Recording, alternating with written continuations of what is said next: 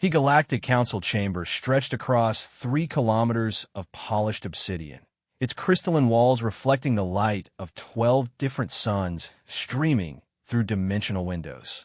Representatives from 47 species sat in carefully arranged tiers, each delegation positioned according to their homeworld's gravitational preferences and atmospheric needs. The air hummed with translation devices working overtime to bridge the gap between clicks, whistles, telepathic pulses, and chemical signals that constituted intergalactic communication. Ambassador Thexral of the Corvin Empire adjusted his ceremonial breathing apparatus and fixed his 4 primary eyes on the small figure seated in the human delegation area. The creature was unremarkable by galactic standards, bipedal, carbon-based, lacking any visible natural weapons or defensive capabilities. Its pale skin held no scales or protective plating, and its single head contained only 2 optical sensors. The human's designation was Marcus Chun, and, according to the intelligence reports, he held the rank of lieutenant commander in something called the Terran Space Navy. What made this particular specimen interesting was not its biology, but its purpose here today. The human was to be married to Princess Zerlin of the Corvin Royal House, sealing an alliance between the newly discovered Earth and the vast Corvin Empire that controlled 17 star systems. It was a political arrangement, nothing more, a way to ensure the humans remained compliant members of the galactic community rather than becoming another problem to be solved through orbital bombardment. Thexral's mandibles clicked in what his species considered amusement. The Corvin stood 3 meters tall, possessed natural chitinous armor that could deflect most energy weapons, and had conquered dozens of worlds through superior technology and ruthless efficiency. Their princess was a formidable warrior in her own right, trained from birth in combat arts that could level buildings. The human, by contrast, looked like it might blow away in a stiff breeze. The ceremonial proceedings began with the traditional Corvin war chant, a low harmonic rumble that emanated from the throat sacs of the 12-member Royal Guard. Each warrior wore full battle armor, crafted from the remains of conquered enemies, their weapon harnesses displaying trophies from 100 different worlds. The chant spoke of blood and victory, of enemies crushed beneath Corvin feet, of the glory that came from subjugating the weak. Marcus Chun sat perfectly still throughout the display, his expression neutral. He wore a simple black uniform with minimal decoration, a stark contrast to the ornate robes and armor surrounding him. When the chant ended, he stood and walked to the center of the chamber with measured steps, his movement precise and economical. Princess Zerlin emerged from the opposite side of the chamber, and the assembled delegates fell silent. She was magnificent even by Corvin standards, nearly 4 meters tall, her natural armor plates gleaming like polished emeralds, her 6 arms each capable of wielding weapons that could cut through starship hulls. Ceremonial scars covered her visible skin, each one representing a victory in personal combat. Her secondary arms carried the traditional marriage weapons, plasma blades that hummed with barely contained energy. The size difference between the 2 beings was comical. Marcus reached approximately to Zerlin's lower chest plate, and she outweighed him by at least 500 kilograms. When they met in the center of the chamber, she looked down at him with all 4 of her eyes, her expression unreadable behind her ceremonial mask. "Human," she said, her voice a low growl that the translators rendered into flat, mechanical tones. "You understand what this ceremony means?" Marcus nodded once. "I understand that our peoples are forming an alliance. I understand that this marriage is meant to symbolize trust between our species. I understand that you could crush my head between your primary hands without effort." A ripple of what might have been laughter passed through the Corvin delegation. Zerlin's head tilted slightly, a gesture that, among her people, indicated surprise. "And you are not afraid? Should I be?" The question hung in the recycled atmosphere for several heartbeats. Around the chamber, representatives leaned forward in their seats, translation devices working frantically to capture nuances in tone and meaning. The humans were still largely unknown to the galactic community, Their homeworld had only been contacted 18 months ago, and their technology was primitive by most standards. They had no energy shields, no plasma weapons, no faster-than-light communication systems. Their spacecraft moved through space using controlled explosions and raw momentum. Yet something about this particular human's composure was unsettling. He stood before a creature that could literally tear him apart with her bare hands. In a chamber surrounded by representatives of species that had conquered star systems, and he showed no sign of fear or submission. His heart rate, monitored by the chamber's security systems, remained steady. His breathing was controlled. His stance suggested readiness rather than resignation. High Counselor Vexmar of the Trilarian Federation observed the proceedings from his position in the upper gallery. The Trilarians had been among the first to encounter the humans, and their initial assessment had been dismissive.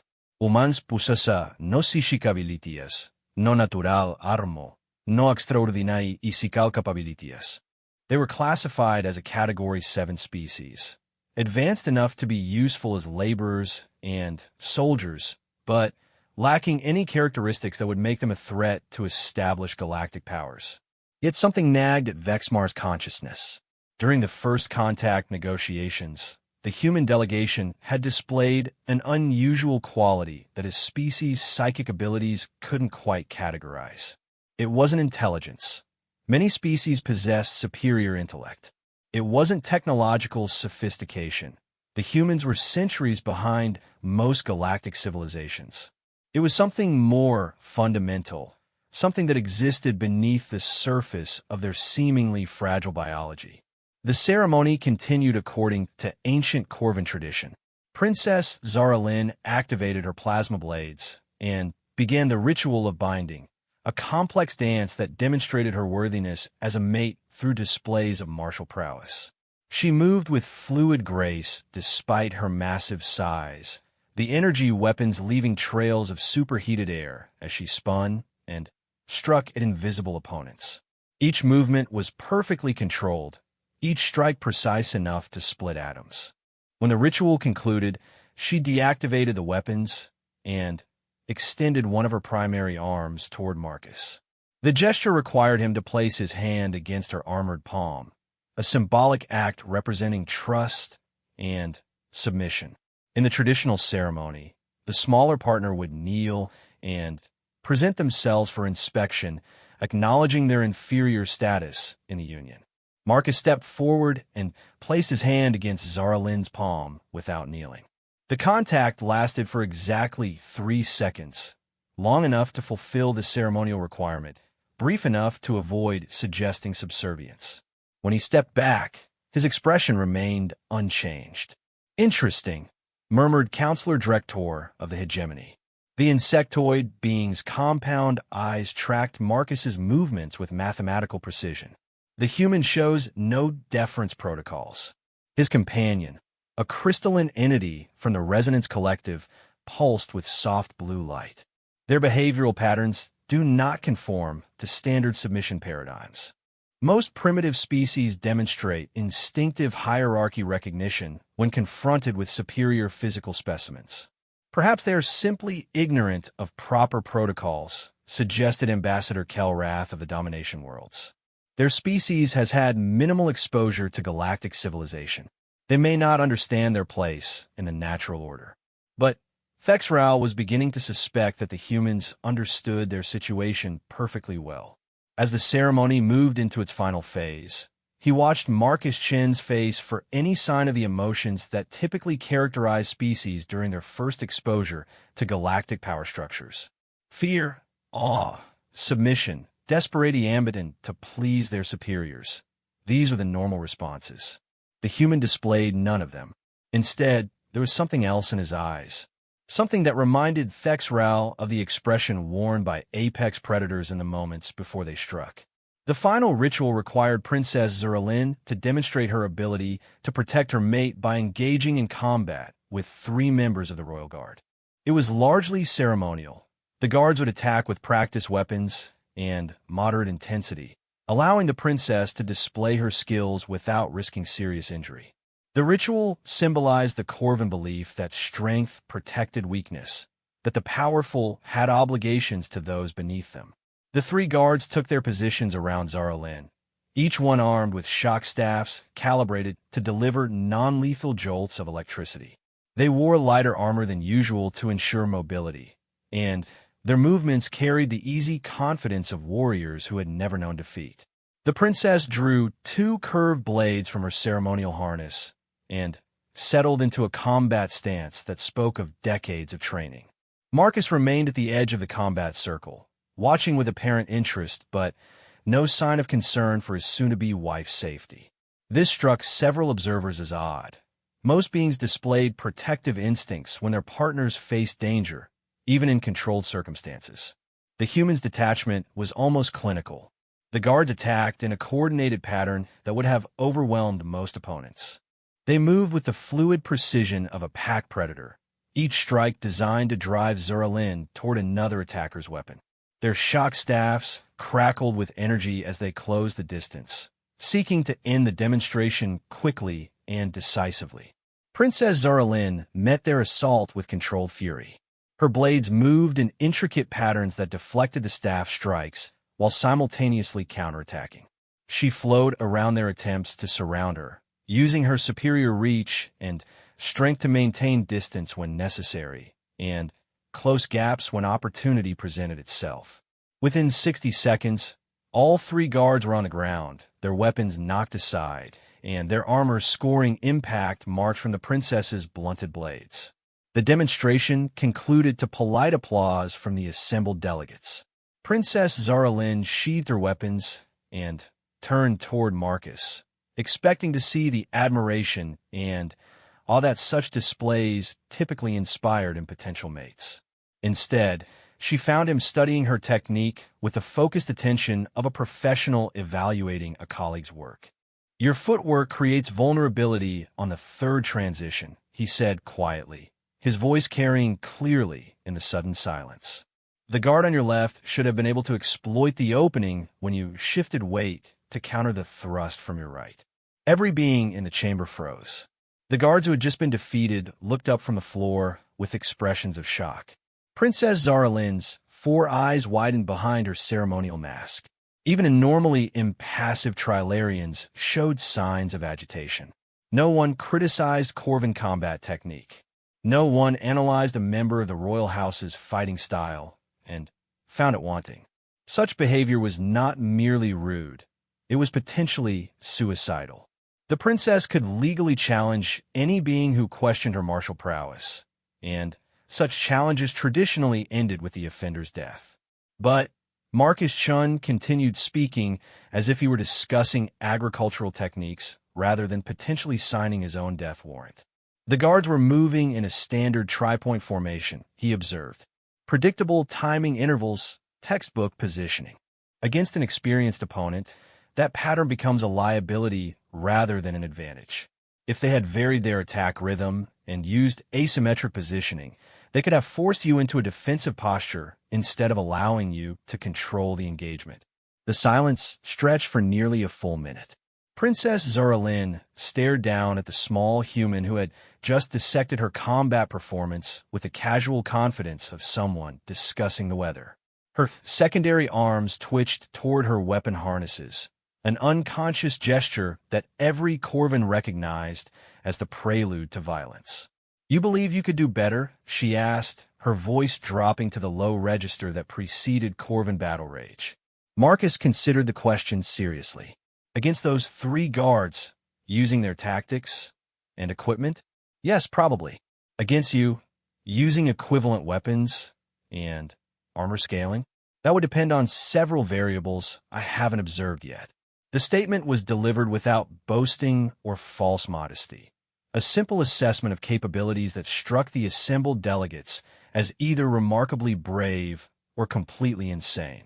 Most species would have recognized the danger in their situation and attempted to withdraw their comments or offer apologies.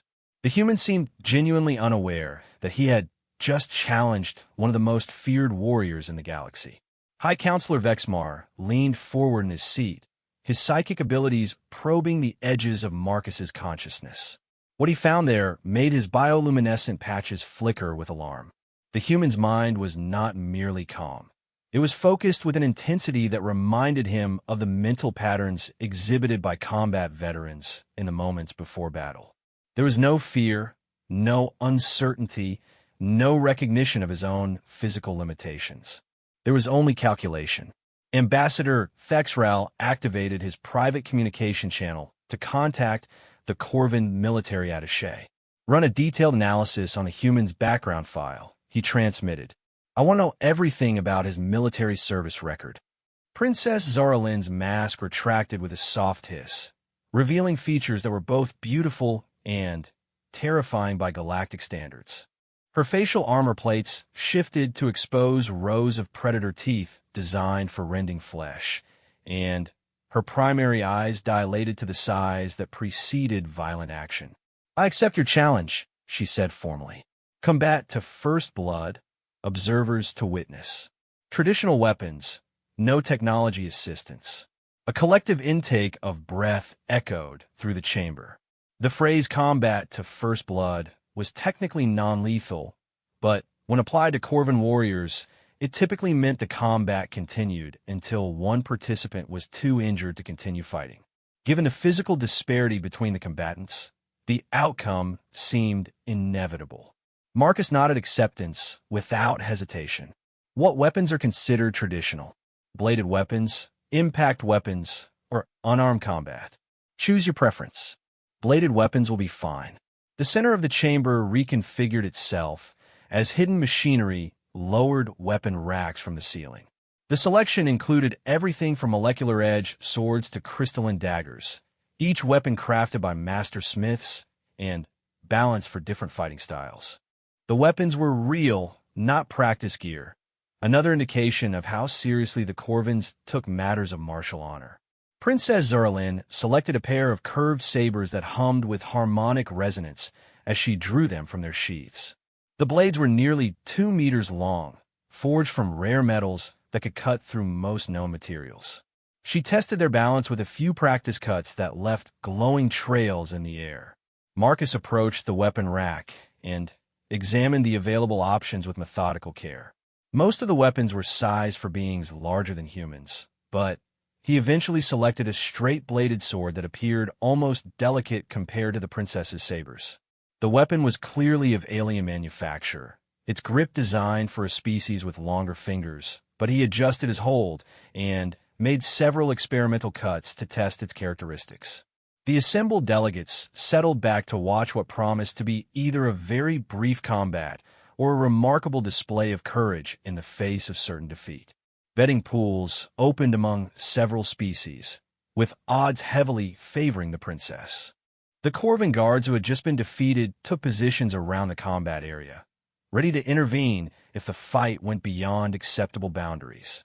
Begin when ready, announced High Counselor Vexmar, his voice carrying the weight of official sanction. Princess Zaralin moved first, her massive frame covering the distance between combatants with surprising speed. Her sabers whistled through the air in crossing arcs designed to overwhelm her opponent through sheer aggressive momentum. The attack was straightforward but devastating. Few beings could withstand the combination of reach, speed, and raw power that she brought to bear. Marcus was not there when the blades arrived. He had shifted laterally at the last possible moment, his movements so precisely timed that the princess's strikes passed through empty air while he maintained his position just outside her attack range.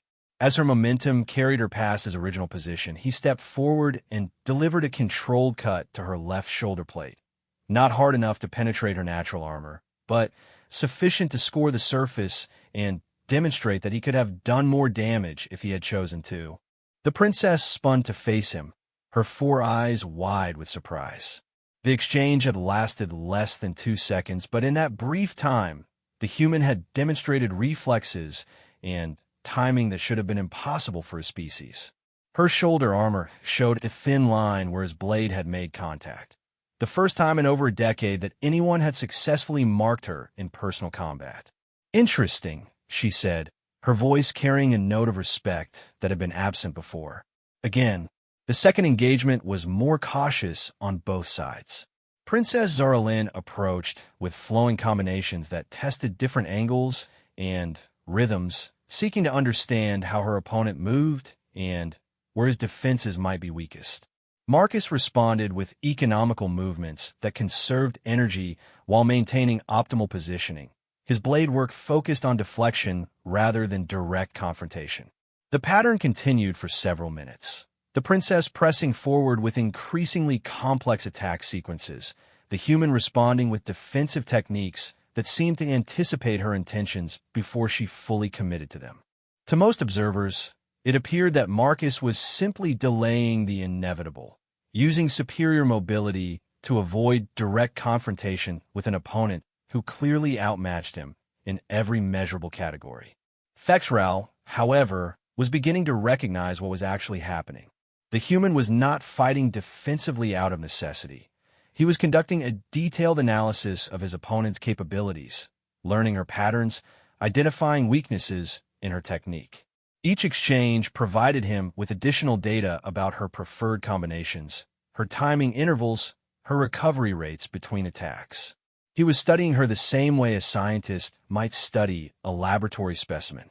The realization sent an involuntary shiver through Thexral's exoskeleton. The human was not merely surviving against a superior opponent. He was gathering intelligence for a purpose that remained unclear.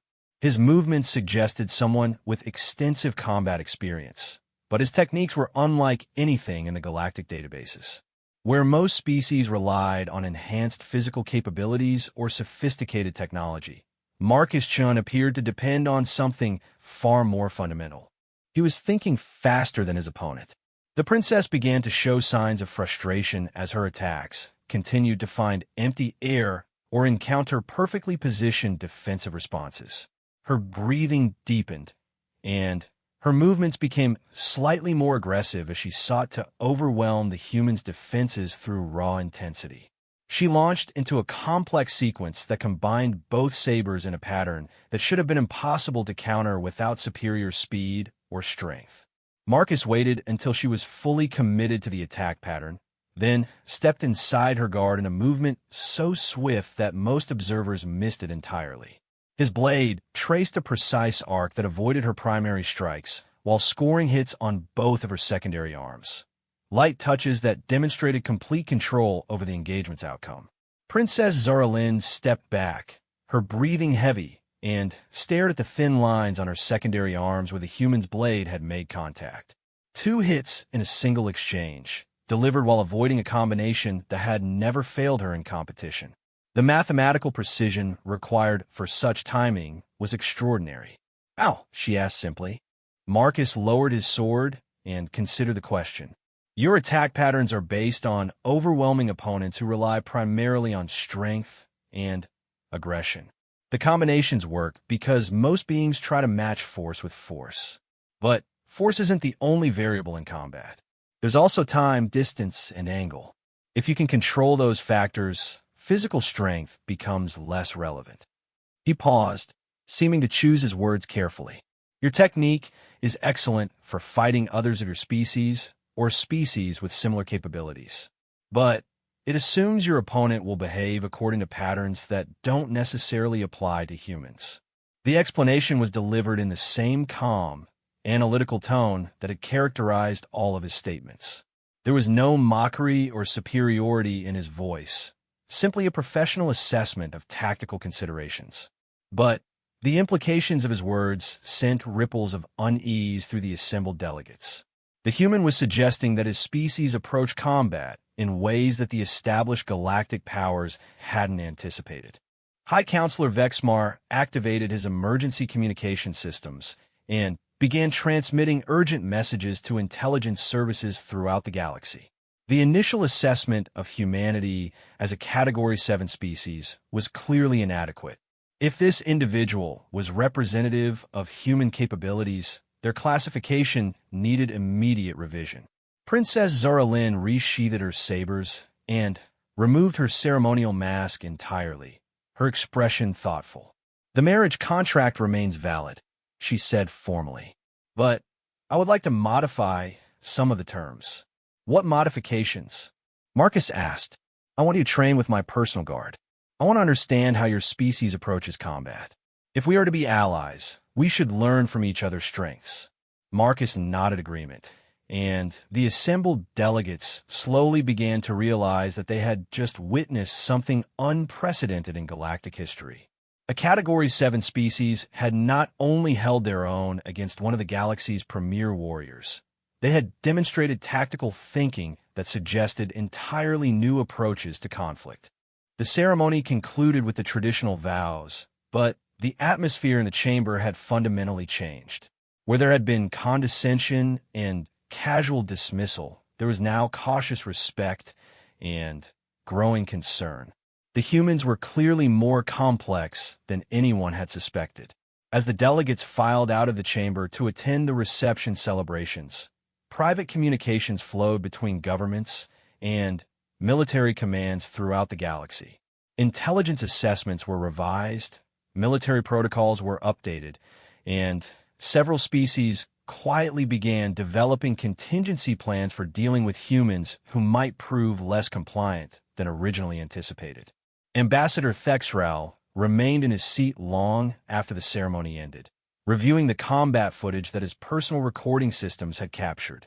The more he studied Marcus Chen's movements, the more convinced he became that the galaxy had made a fundamental error in their assessment of humanity. They had assumed that technological primitiveness indicated overall inferiority. They had mistaken the absence of natural weapons for weakness. They had failed to consider the possibility that intelligence, properly applied, might compensate for physical limitations in ways that rendered those limitations irrelevant. The humans were not Category 7. They might not be classifiable according to existing standards at all. And if this marriage was intended to ensure human compliance through the demonstration of superior force, it had already failed completely. Princess Zerlin was not acquiring a submissive mate who would influence his species toward acceptance of galactic hierarchy. She was gaining a partner who had just proven that human capabilities were far more dangerous than anyone had imagined. The thought that kept echoing through Thexral's consciousness as he finally left the chamber was both simple and terrifying. If this was what humans could accomplish as individuals, what might they be capable of as a unified species? The galaxy, he suspected, was about to find out the Corvin Royal Palace, sprawled across 12 square kilometers of the capital city, its bioarchitectural structures rising like crystalline mountains from the planet's reddish surface. Living walls pulsed with bioluminescent patterns that responded to the emotional states of their inhabitants, and the corridors themselves adjusted their configurations based on traffic patterns and security requirements. It was a structure that had evolved over millennia, growing rather than being built, shaped by the collective will of the Corvin Royal House. Marcus Chun stood in the center of what the Corvins called the Proving Grounds, a vast circular chamber where the Royal Guard conducted their training exercises. The space could reconfigure itself into any environment imaginable, from dense jungle to Arctic wasteland to zero-gravity orbital platforms. Today, it was set to resemble an ancient Corvin battlefield, complete with rocky outcroppings, defensive positions, and scattered obstacles that would challenge even the most experienced warriors. 3 weeks had passed since the marriage ceremony, and word of the humans' unexpected combat capabilities had spread throughout the palace like wildfire. What had begun as casual curiosity from the Royal Guard had evolved into something approaching reverence. Marcus had spent every day since the ceremony training with different members of the Guard, and the results had been consistently shocking. Captain Mordan of the 1st Guard Regiment stood at the edge of the training area, his 4 arms crossed in a gesture that indicated deep contemplation. He was a veteran of 43 campaigns, had personally slain enemies from 17 different species, and commanded the respect of warriors throughout the Empire. Watching the humans systematically dismantle everything the Guard thought they knew about combat was proving to be the most disturbing experience of his long career. The current exercise involved 12 guards attempting to capture a single target using non-lethal force. It was a scenario designed to simulate the subdual of a dangerous criminal or the protection of a valuable asset during extraction operations. The guards were equipped with shock nets, stun batons, and binding restraints, and they had been given permission to use whatever tactics they deemed necessary to complete their objective. The target was Marcus Chun, armed only with a practice sword and wearing basic protective gear. The exercise had been running for 18 minutes, and none of the guards had managed to get within striking distance of their target.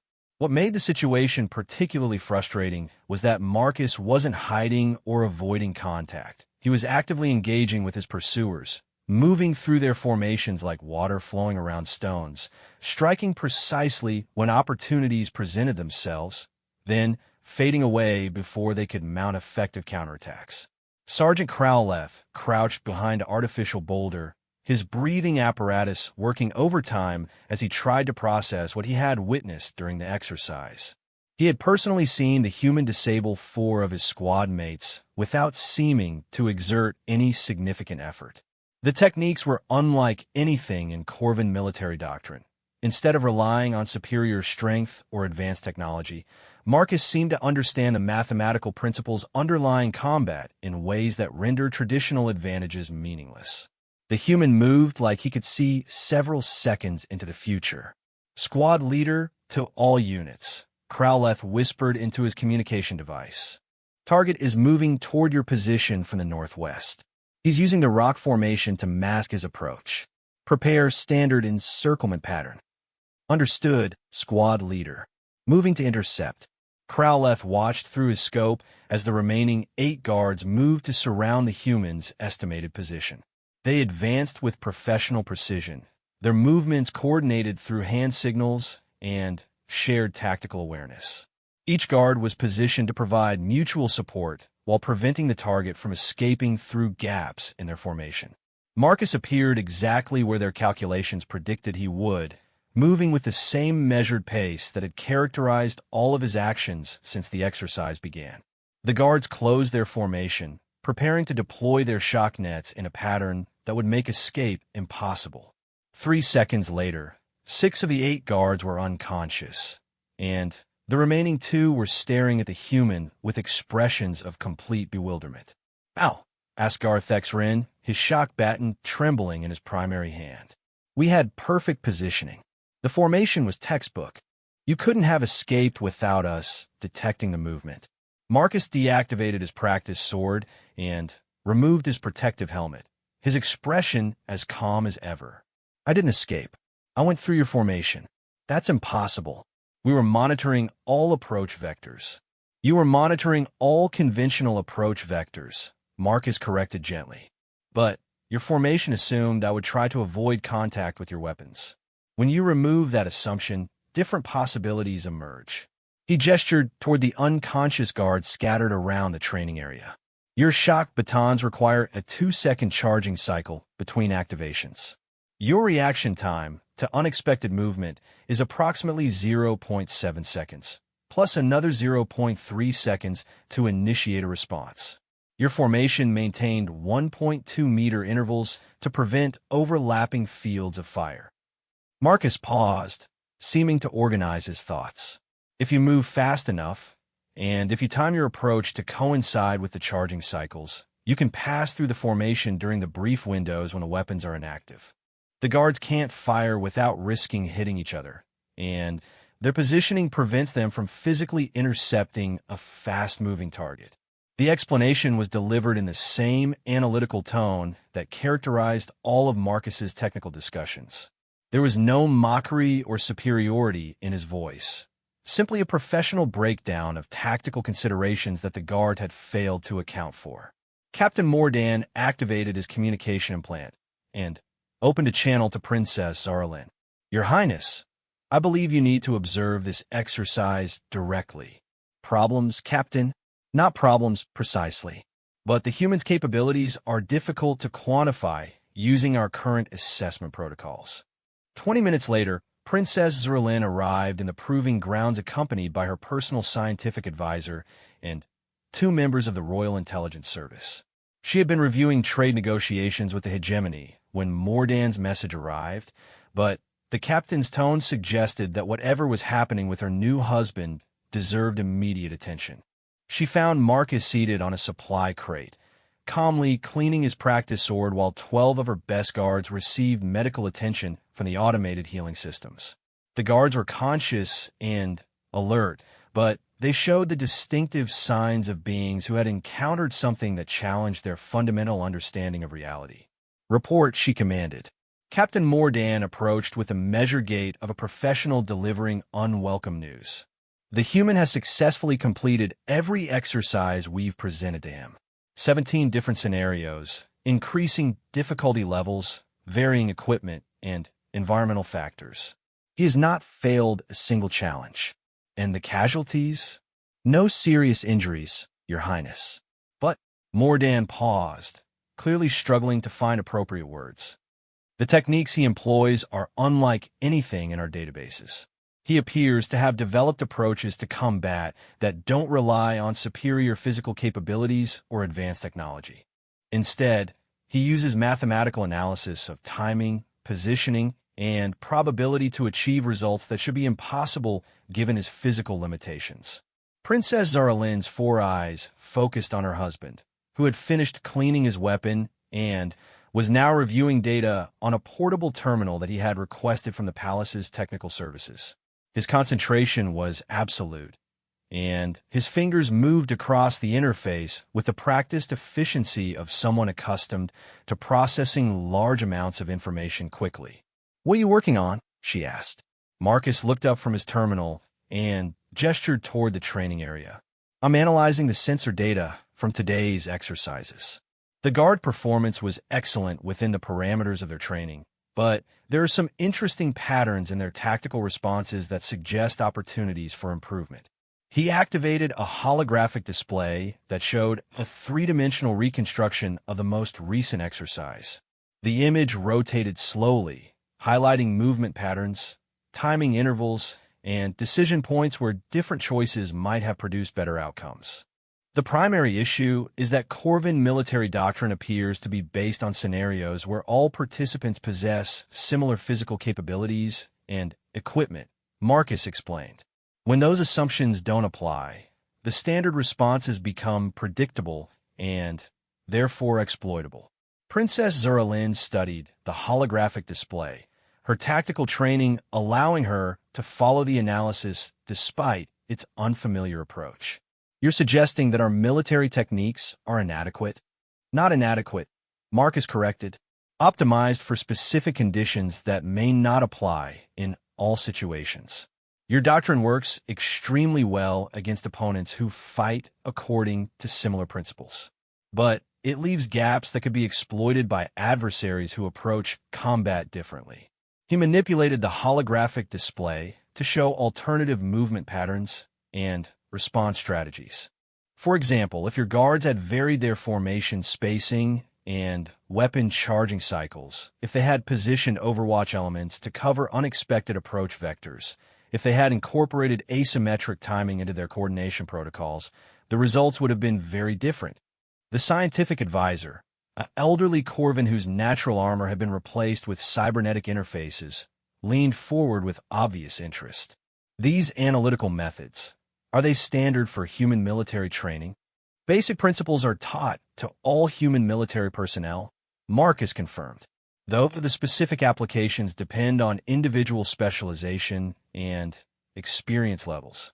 The answer sent a collective chill through the assembled Corvins.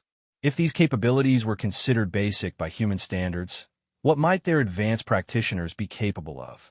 And if Marcus Chun was representative of typical human military competence rather than an exceptional individual, the implications for galactic power structures were staggering. Princess Zuralin dismissed the guards and advisors, leaving herself alone with Marcus in the proving grounds.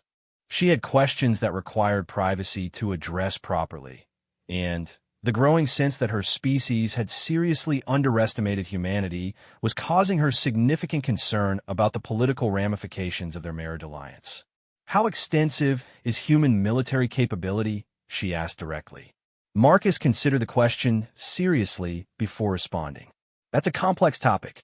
Human military doctrine has evolved through thousands of years of continuous warfare among our own species. We've never had the luxury of technological superiority or overwhelming physical advantages, so we've been forced to develop approaches based on intelligence, adaptation, and resource optimization. He paused, seeming to choose his words carefully. Most human soldiers would probably perform similarly to what you've observed here, assuming they had time to analyze their opponents and adapt their techniques accordingly. Our special forces personnel would be significantly more effective. Our intelligence operatives would be nearly impossible to detect using standard galactic security protocols. The casual way he delivered this assessment was almost as disturbing as the content itself. Marcus wasn't boasting about human capabilities. He was providing a factual briefing to a military ally. But the implications of his words suggested that humanity possessed military resources that could potentially challenge established galactic powers. Why hasn't this been documented in the first contact reports? Princess Zaralyn asked. Because nobody asked the right questions, Marcus replied simply. The initial contact teams were primarily scientists and diplomats. They were interested in our technology levels, our political structures, our economic systems. Military capabilities weren't a primary focus of the cultural exchange programs. He activated another holographic display, this one showing star charts and tactical assessments. Also, human military doctrine emphasizes deception and misdirection when dealing with potentially hostile forces. We've been carefully observing galactic military capabilities since first contact, but we haven't revealed the extent of our own resources until we could assess the political landscape more thoroughly. Princess Zaralyn felt her secondary stomach's contract with the Corvin equivalent of anxiety. You're saying that humanity has been conducting intelligence operations since first contact? Of course. We're not naive about galactic politics. We understand that technological primitiveness makes us appear weak, and that weakness invites exploitation. So we've been gathering information about potential threats while maintaining the appearance of harmless compliance. Marcus deactivated the holographic display and met her gaze directly. This marriage wasn't just about political alliance from the human perspective.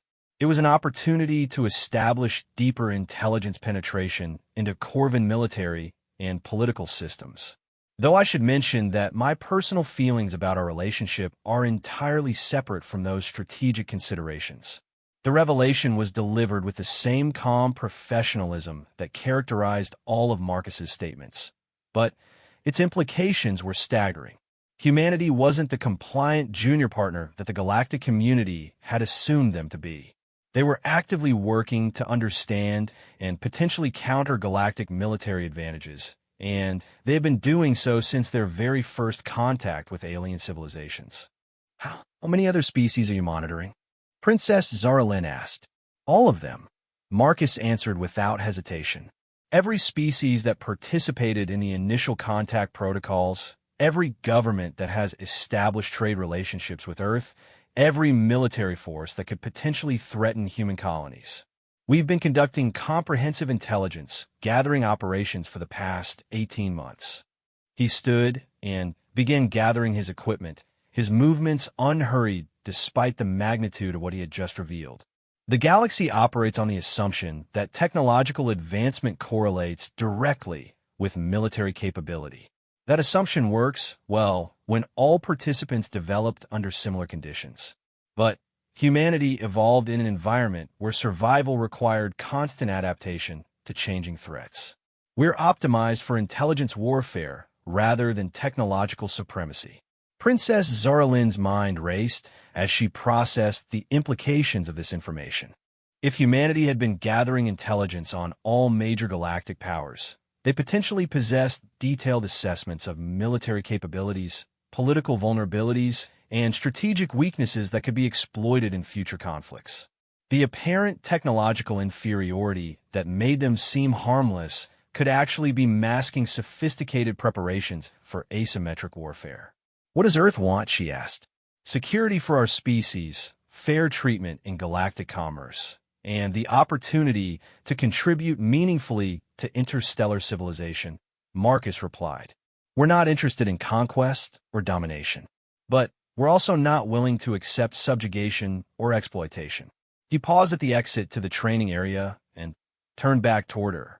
The galaxy seems to assume that primitive species should be grateful for the opportunity to serve more advanced civilizations. But gratitude and submission aren't the same thing.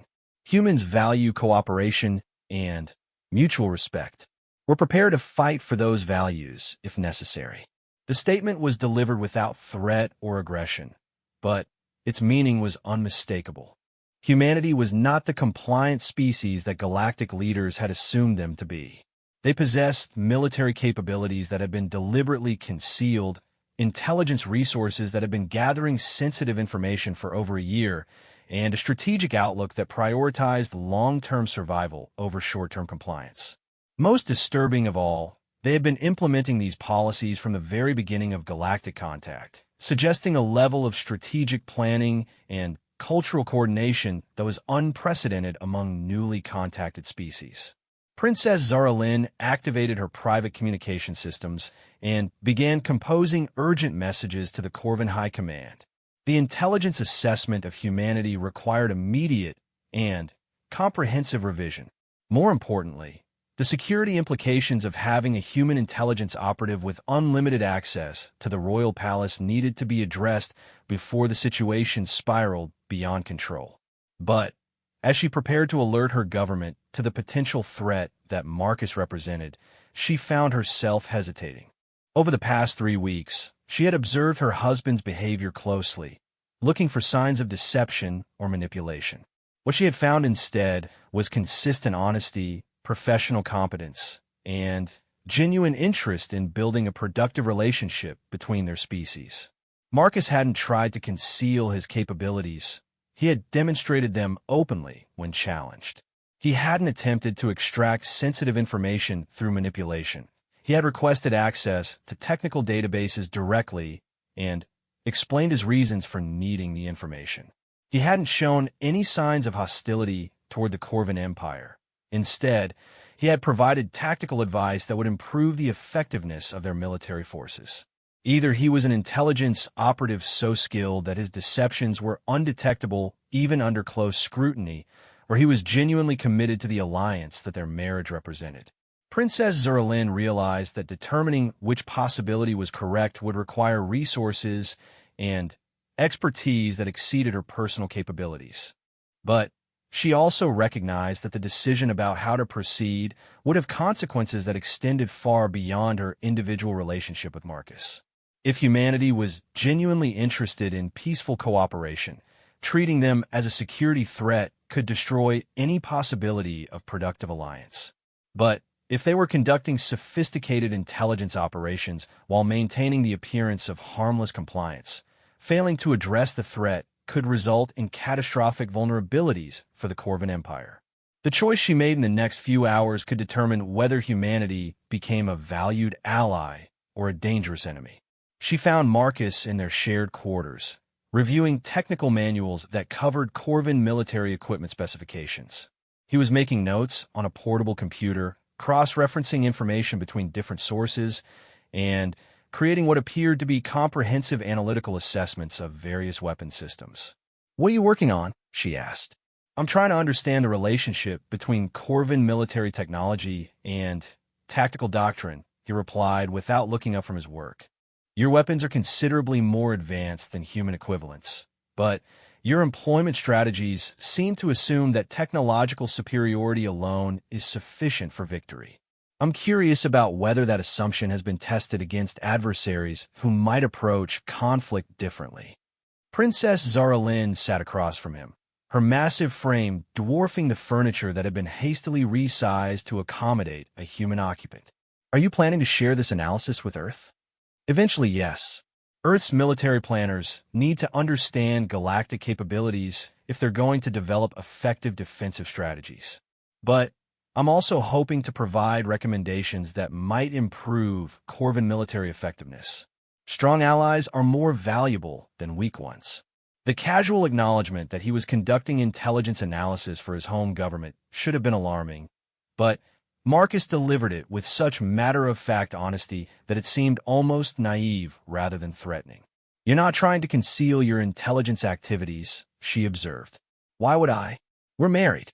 We're supposed to be building trust between our peoples. Deception would undermine that goal." Marcus finally looked up from his work, meeting her gaze directly.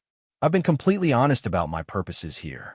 I'm gathering information that will help humanity understand galactic civilization, and I'm providing tactical advice that will help the Corvin Empire maintain its military advantages. Both objectives serve the alliance that our marriage represents." Princess Zaralyn studied her husband's expression, looking for signs of manipulation or hidden agenda. What she found instead was the same straightforward professionalism that had characterized all of their interactions.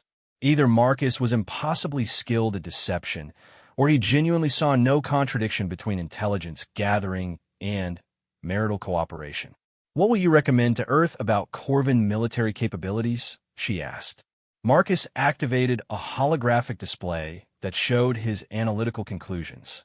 That Corvin forces are extremely effective within their operational parameters, but vulnerable to unconventional approaches. That their technology provides significant advantages against similarly equipped opponents, but creates dependencies that could be exploited by adversaries willing to accept technological disadvantages in exchange for tactical flexibility. He manipulated the display to highlight specific vulnerabilities and potential countermeasures. "I'll also recommend that Earth avoid direct military confrontation with the Corvin Empire under any circumstances. Your technological advantages are too significant to overcome through conventional approaches. If conflict ever becomes unavoidable, humanity would need to rely on asymmetric strategies that exploit the predictability of standard galactic military doctrine." The assessment was delivered with clinical objectivity, but its implications were sobering. Marcus was essentially providing a blueprint for how humanity might wage war against the Corvin Empire, while simultaneously offering advice about how the Corvins could improve their defenses against such approaches. "You're helping both sides prepare for a conflict between our species," Princess Zaralyn said. "I'm helping both sides understand each other's capabilities, which should reduce the likelihood of conflicts based on miscalculation," Marcus corrected. "Most wars begin because one side underestimates the other's resolve or capabilities. If both parties have accurate assessments, they can make better decisions about whether the potential benefits of conflict justify the probable costs." He deactivated the holographic display and returned to his technical manuals. "Besides, if war between our species ever becomes inevitable, it would mean that our marriage alliance failed. I have a personal interest in ensuring that doesn't happen." The statement was delivered with typical Marcus understatement, but Princess Zaralyn recognized the underlying logic. Her husband was working to prevent conflict by ensuring that both sides understood the true balance of capabilities. It was a rational approach that served everyone's long-term interests, even if it meant sharing sensitive information with potential adversaries. But it also suggested a level of strategic thinking that was far more sophisticated than anything the galactic community had expected from humanity. If Marcus was representative of human intelligence capabilities, they had been seriously underestimating the species since first contact. Princess Zaralyn made her decision.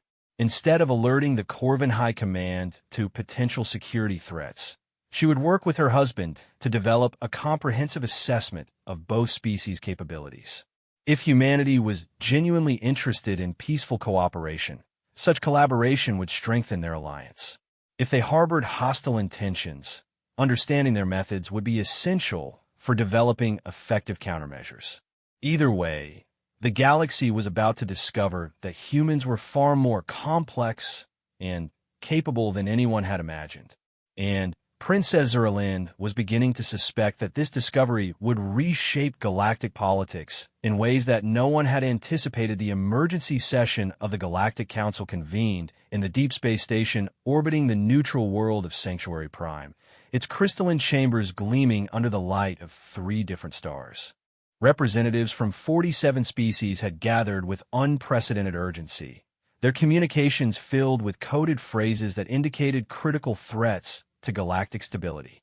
The air hummed with tension as translation devices worked overtime to bridge conversations conducted in barely controlled panic. High Counselor Vexmar of the Trilarian Federation called the session to order, his bioluminescent patches flickering with patterns that indicated extreme agitation. The past 6 months had brought a series of intelligence reports that challenged everything the galactic community thought they knew about humanity, and the implications were becoming too significant to ignore.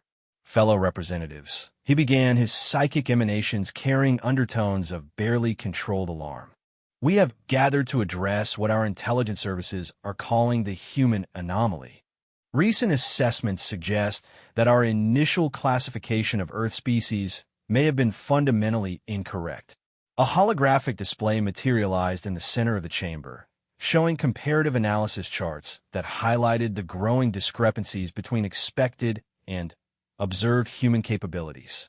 The data was troubling on multiple levels, suggesting systematic deception that had been maintained since first contact. Ambassador Thexral of the Corvin Empire rose from his position in the primary gallery, his forearms manipulating data tablets with practiced efficiency. Our intelligence assessment has been compromised from the beginning, he announced. The human operative Marcus Chun has demonstrated capabilities that exceed our most optimistic projections for Category 7 species. More significantly, his abilities appear to be representative of standard human military competence rather than exceptional individual talent. Murmurs of concern rippled through the assembled delegates as the implications of this statement became clear. If the humans had been deliberately concealing their capabilities, the balance of galactic power might be very different from what anyone had assumed. Counselor Director of the Hegemony activated his personal holographic interface and began displaying intelligence reports from his species monitoring systems. Our deep space observation posts have detected unusual activity in the Sol system over the past 8 months. The humans have been constructing orbital facilities that appear to be military in nature, despite their stated focus on peaceful exploration and trade. The holographic imagery showed Earth's orbital space filled with structures that hadn't existed during first contact. Massive shipyards were taking shape around the planet's moon, their construction techniques unlike anything in galactic databases. The facilities appeared to be optimized for rapid production rather than technological sophistication, suggesting that humanity was preparing for large-scale conflict. More disturbing, Director continued, our long-range sensors have detected human ships operating far outside their declared territorial boundaries.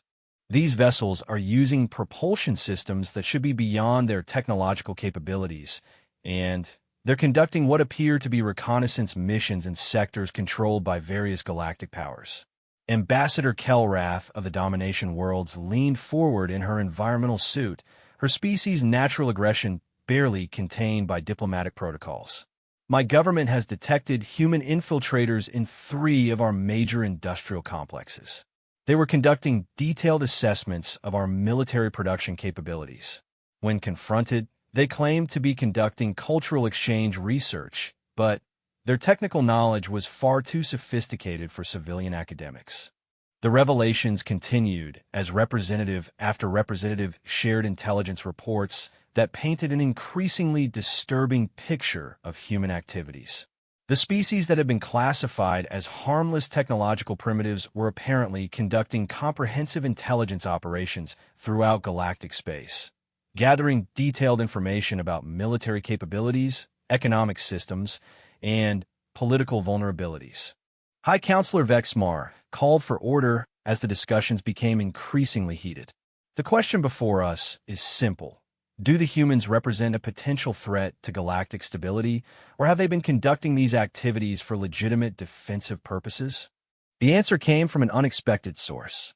Princess Zuralyn of the Corvin Royal House had requested permission to address the council, despite having no official diplomatic status. Her presence in the chamber was unusual enough to command attention, but her opening statement sent shockwaves through the assembled delegates. "The humans are not conducting intelligence operations for conquest," she announced. "They're gathering information because they're terrified." The chamber fell silent as the implications of her words settled over the assembled representatives. Princess Zara Lynn continued speaking, her voice carrying the authority of someone who had spent 6 months in direct contact with humanity's most sophisticated operative. "My husband has been completely transparent about human objectives since our marriage. They understand that technological inferiority makes them vulnerable to exploitation or elimination by more advanced species. Their intelligence operations are designed to understand potential threats and develop defensive strategies that might allow them to survive in a galaxy where they're massively outgunned." She activated her own holographic display, showing tactical assessments that Marcus had shared with her over the past months. Human military doctrine is based on asymmetric warfare because they've never had the luxury of technological or physical superiority. They've been forced to develop strategies that rely on intelligence, adaptation, and precision rather than overwhelming force. The display showed comparative analyses of various galactic military systems, highlighting vulnerabilities that human strategists had identified. The assessments were sophisticated enough to suggest detailed understanding of how different species approach conflict, but they were clearly oriented toward defensive rather than offensive applications. "The humans aren't planning to conquer anyone," Princess Zara Lynn continued. "They're planning to survive. But their survival strategies are based on intelligence and unconventional tactics that could potentially neutralize the technological advantages that most galactic powers rely upon." Ambassador Thex Rao rose to respond, his expression grave. "Princess, with respect, the capabilities that your husband has demonstrated suggest that humans could potentially challenge established military powers despite their technological limitations. Whether their intentions are defensive or aggressive, the potential threat to galactic stability remains significant."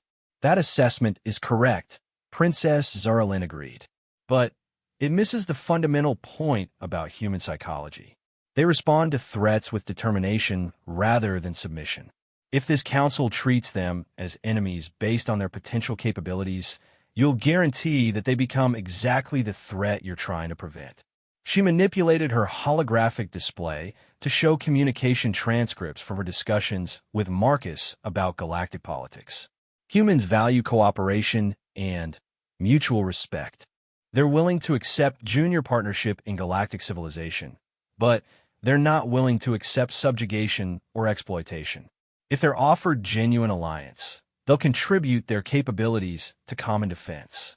If they're threatened, they'll use those same capabilities to ensure their species' survival." The distinction was crucial, and several representatives began to recognize the implications.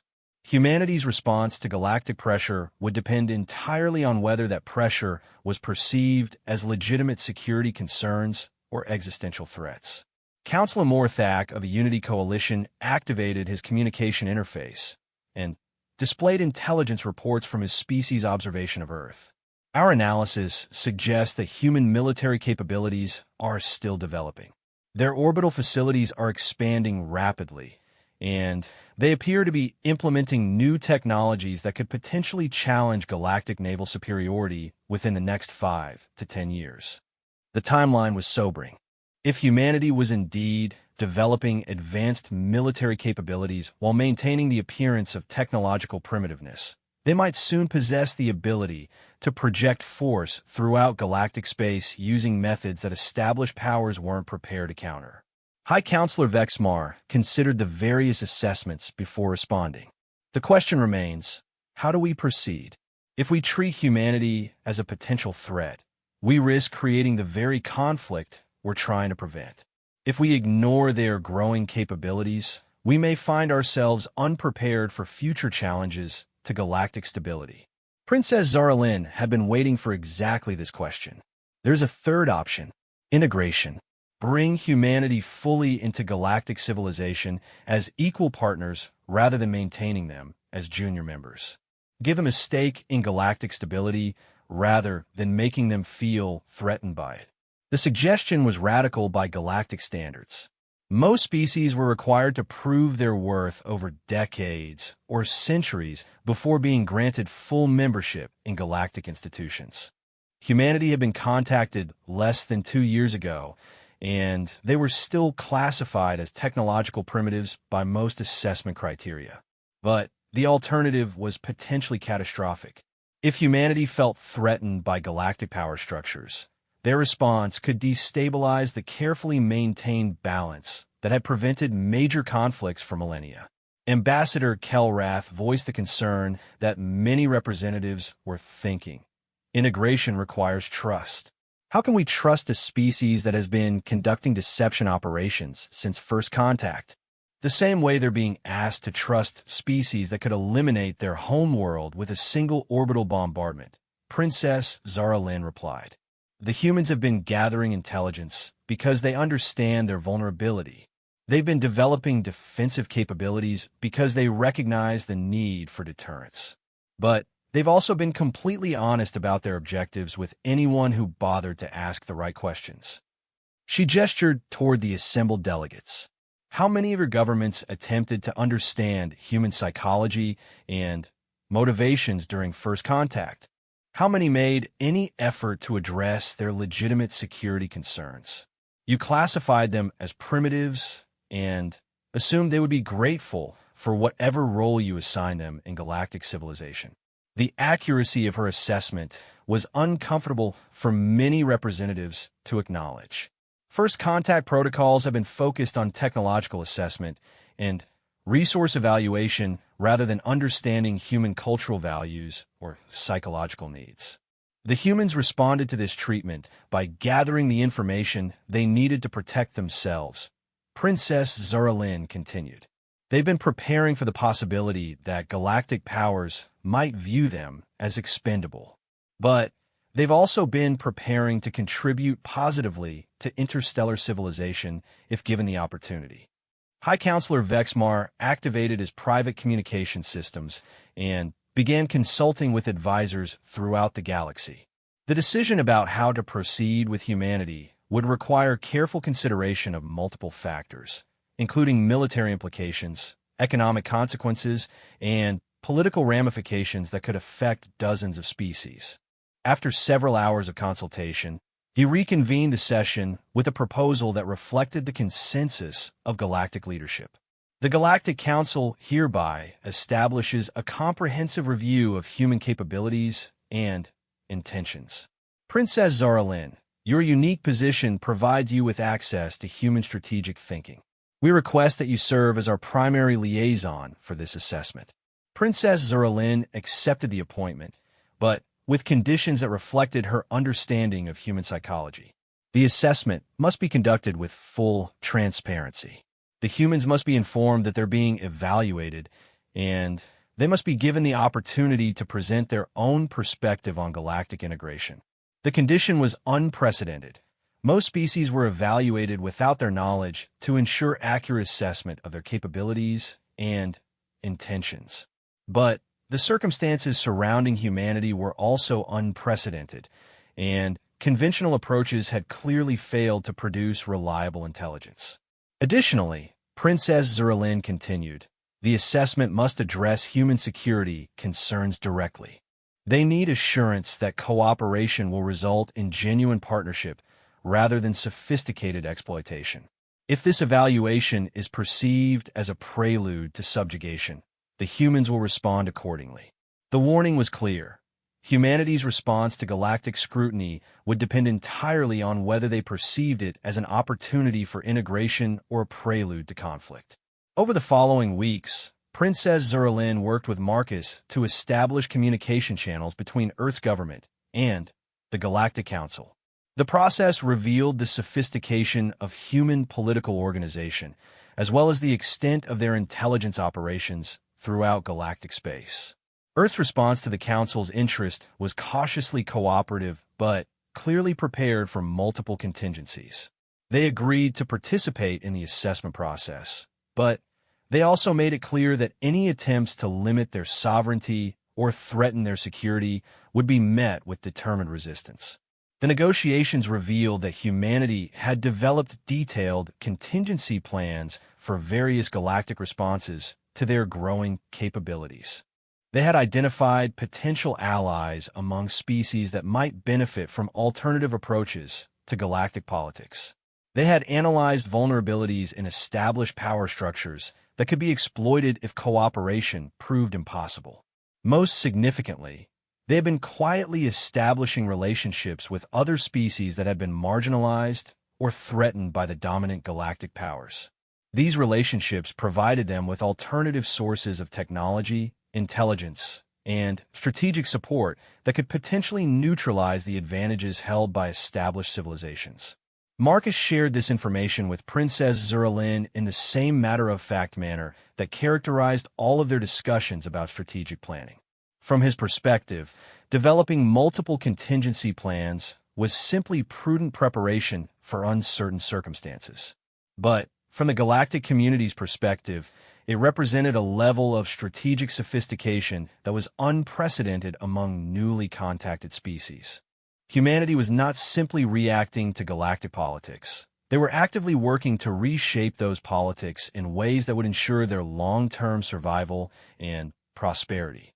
The realization that humans were conducting comprehensive strategic planning on a galactic scale fundamentally changed how many species viewed the potential threat they represented.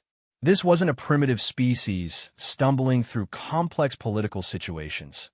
This was a sophisticated civilization that had been carefully positioning itself for long-term success while maintaining the appearance of harmless compliance. Princess Zeralin found herself in the unique position of serving as interpreter between two completely different approaches to interstellar politics. The established galactic powers operated according to hierarchical systems based on technological advancement and territorial control. Humanity operated according to strategic principles based on information superiority and adaptive flexibility.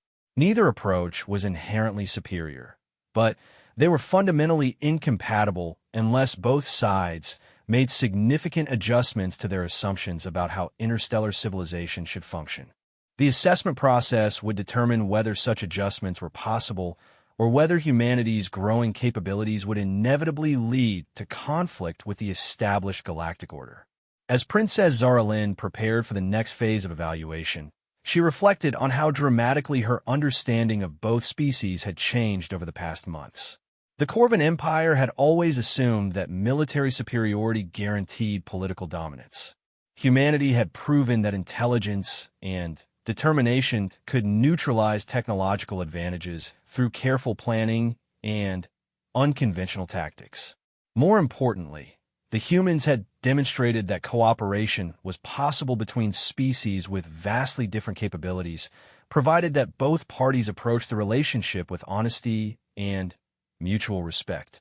Whether the rest of the galaxy would reach similar conclusions remained to be seen, but Princess Zeralin was becoming increasingly convinced that humanity's integration into galactic civilization would be beneficial for all species involved. The alternative, treating them as a threat to be contained or eliminated, would almost certainly result in the very conflict that the assessment process was designed to prevent.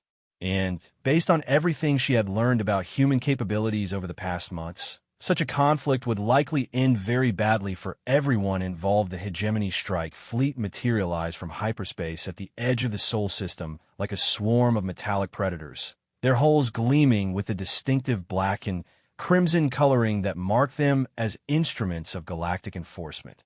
67 vessels of varying classes, from nimble corvettes to massive dreadnoughts, arranged themselves in attack formations that had been perfected through centuries of conquest. Their weapons systems powered up with the characteristic harmonic resonance that had become the death song of countless civilizations.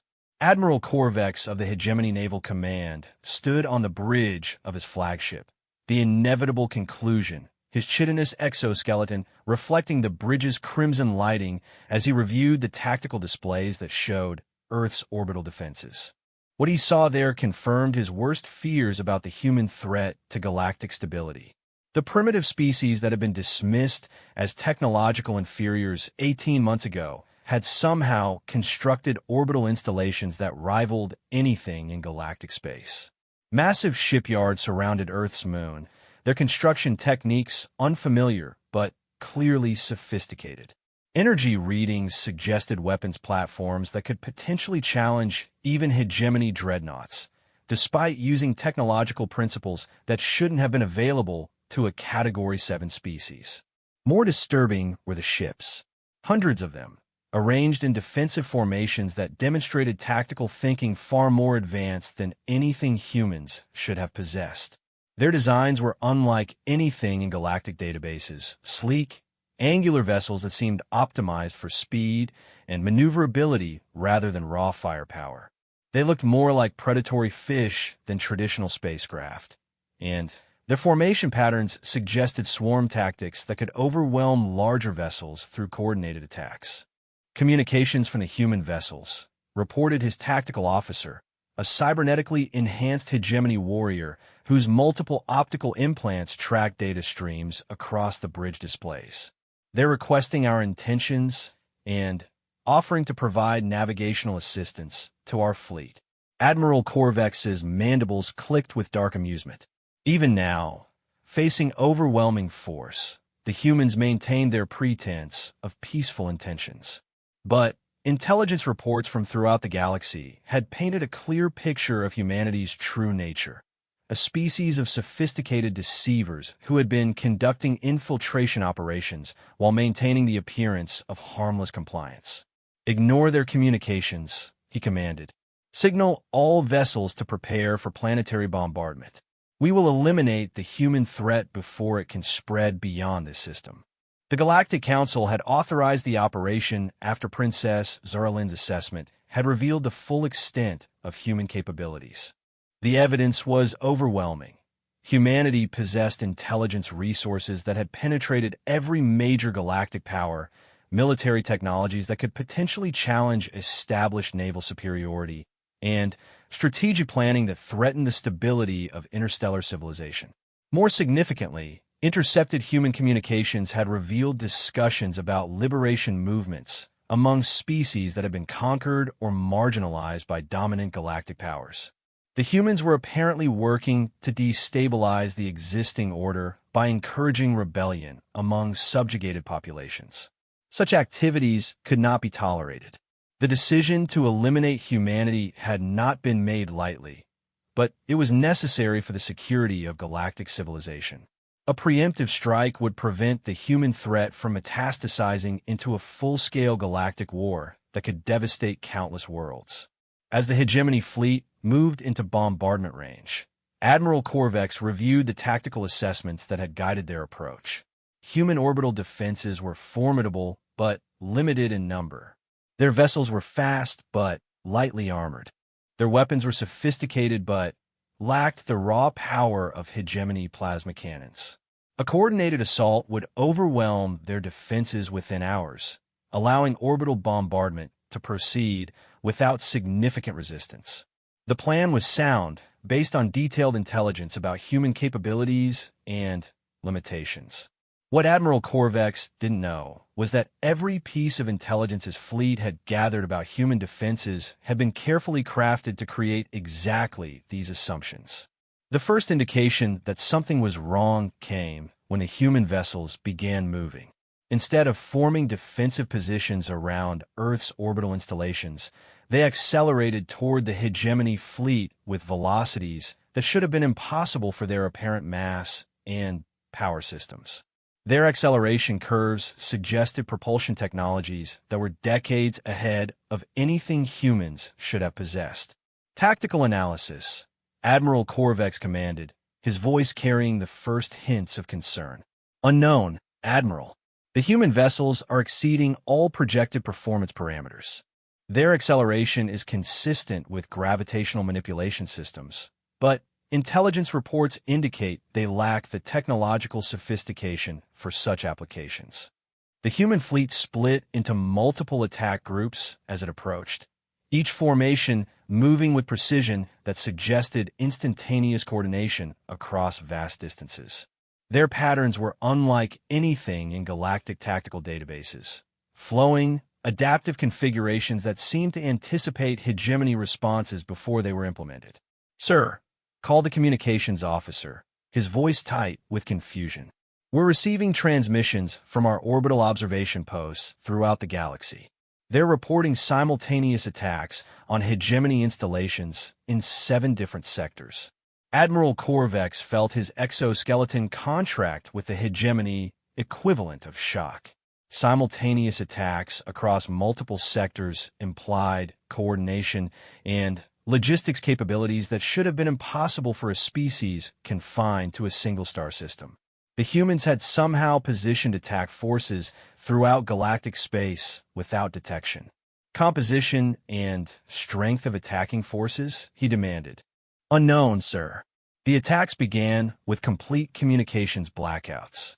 "Our last reports indicated incoming vessels of unknown configuration approaching at extreme velocities. All contact was lost within minutes of initial engagement."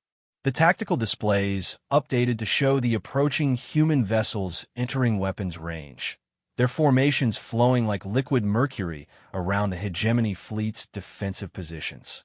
Admiral Corvex opened fire with his forward plasma batteries, expecting to see the light human vessels disintegrate under concentrated bombardment. Instead, the human ships simply weren't where his weapons fired. They moved with impossible precision, each vessel occupying the exact position necessary to avoid incoming fire while maintaining attack vectors against hegemony vessels. Their coordination was flawless, their timing perfect, their tactical awareness unprecedented. "How are they doing this?" Admiral Corvex asked, his voice carrying the first notes of actual alarm. His tactical officer's response was delivered with the flat tones of someone reporting impossible data. "Sir, they appear to be anticipating our firing solutions before we complete targeting calculations. Either they possess predictive capabilities that exceed our understanding, or they have access to our tactical planning systems." The second possibility was too terrible to contemplate. If humans had somehow penetrated hegemony military computers, they could potentially predict and counter every strategic move before it was implemented. Such capabilities would render conventional military operations impossible. The human vessels reached optimal firing range and opened fire with weapons that defied every expectation based on their intelligence assessments. Instead of energy beams or projectile systems, they launched what appeared to be clouds of microscopic particles that bypassed hegemony energy shields entirely. The particles struck hull armor and began consuming it at the molecular level, spreading through ship structures like metallic cancer. Within minutes, 3 hegemony destroyers had lost structural integrity and broken apart, their crews evacuating in escape pods that were ignored by the human vessels. The attacks were precise, targeted, and clearly designed to neutralize rather than annihilate, a tactical approach that suggested strategic objectives beyond simple military victory. "Admiral," reported the communications officer, his voice barely controlled. "We're receiving a transmission from Earth's Orbital Command. They're offering to discuss terms for our fleet's withdrawal." Admiral Corvex stared at the tactical displays, showing his supposedly overwhelming force being systematically dismantled by opponents who should have been technologically inferior. The humans weren't just winning. They were demonstrating capabilities that challenged every assumption about galactic military supremacy. "Put them through," he commanded. The holographic display activated to show a human in what appeared to be a military uniform, his expression calm and professional despite the ongoing battle. Admiral Corvex recognized the face from intelligence files. Marcus Chun, the operative who had been conducting infiltration activities while masquerading as Princess Zarlin's husband. "Admiral Corvex," Marcus said, his voice carrying no hint of triumph or aggression. "I'm transmitting coordinates for a safe withdrawal corridor that will allow your fleet to exit the Sol system without further engagement. I recommend you accept this offer before additional human vessels arrive." The casual way he delivered this ultimatum was almost as disturbing as the tactical situation itself. Marcus spoke as if the outcome of the battle had never been in question, as if the hegemony fleet had walked into a carefully prepared trap that would allow no escape except a human sufferance. "You have achieved tactical superiority through deception," Admiral Corvex replied, his voice carrying the bitter acknowledgement of professional defeat. "But this engagement will not end galactic opposition to human expansion. Other fleets will come, larger forces will be deployed, and your species will be eliminated regardless of your current advantages." Marcus considered the statement seriously before responding. "Admiral, with respect, I don't think you understand the situation. This isn't about human expansion or galactic conquest. This is about ensuring that humanity is never again threatened with extinction because some galactic power decides we're inconvenient." He manipulated controls outside the holographic display's field of view, and new tactical information appeared on Admiral Corvex's screens. The data showed human vessels throughout galactic space, not just the ones attacking hegemony installations, but entire fleet positioned near every major military base, government center, and industrial complex controlled by species that had participated in the decision to eliminate humanity. "Over the past 18 months, we've been positioning assets throughout the galaxy," Marcus continued. "Not for conquest, but for deterrence. Every species that threatened us now faces the same choice you're facing: accept peaceful coexistence or experience the consequences of trying to eliminate us." The scope of human preparation was staggering. They had somehow deployed military forces throughout galactic space while maintaining complete operational security, positioning themselves to respond to any threat against their homeworld with immediate retaliation against their enemies' most valuable assets. "This is impossible," Admiral Corvex stated. "Your species lacks the industrial capacity and technological sophistication for such operations. We lack the conventional technologies that galactic powers rely upon," Marcus corrected. "But we've developed alternative approaches that achieve similar results through different methods. Our vessels are constructed using techniques that prioritize efficiency over sophistication. Our weapons are designed to exploit specific vulnerabilities in galactic military hardware. Our strategies are based on information superiority rather than technological supremacy." He paused, seeming to choose his words carefully. "Most importantly, we've been preparing for this confrontation since the day we learned that galactic civilization operated according to principles that valued technological advancement over species survival. We understood from the beginning that we would eventually need to demonstrate our ability to defend ourselves." Admiral Corvex reviewed the tactical data that Marcus had transmitted, recognizing the strategic implications with growing alarm. The humans hadn't just developed defensive capabilities. They had created a deterrent system that could potentially devastate galactic civilization if activated. Every major military installation, every government center, every critical infrastructure node was now vulnerable to human attack. "What do you want?" he asked. "The same thing we've wanted from the beginning," Marcus replied.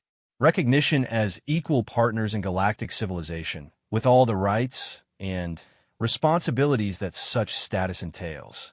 We're not interested in conquest or domination.